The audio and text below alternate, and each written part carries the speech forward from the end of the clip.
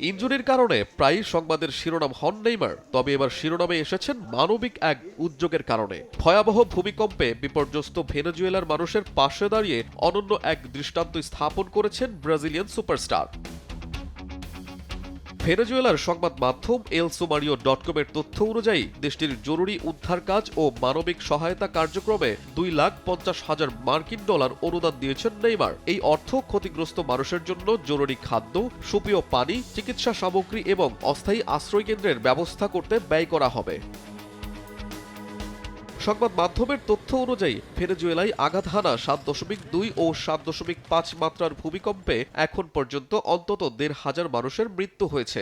আহত হয়েছেন 3,000-এরও বেশি মানুষ এবং ঘরবাড়ি হারিয়ে বাস্তুচ্যুত হয়েছে 3,000-এরও বেশি পরিবার।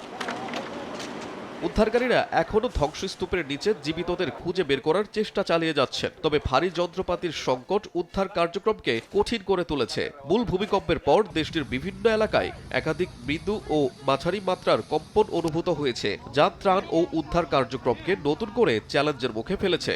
এমন কঠিন সময়ে নেইমারের মতো বিশ্ব তারকার এগিয়ে যাওয়া কিছুটা হলেও সাহস যোগাবে ভেনেজুয়েলাবাসীকে। এদিকে নেইমার ভক্তদের জন্য সুসংবাদ দিয়েছেন কোচ কার্লো আনচেলত্তি। ইনজুরি কাটিয়ে দীর্ঘদিন পর জাতীয় দলের জার্সিতে ফিরেছেন নেইমার। চোটের কারণে বিশ্বকাপের প্রথম 2 ম্যাচে খেলতে পারেননি 34 বছর বয়সী এই তারকা। তবে স্কটল্যান্ডের বিপক্ষে ম্যাচের শেষ দিকে বদলি হিসেবে মাঠে নামেন তিনি। জাপানের বিপক্ষে নকআউটের ডু অর ডাই ম্যাচে আরও বেশি সময় মাঠে দেখা যেতে পারে নেইমারকে। আহমেদ হৃদয়, সময় সংবাদ।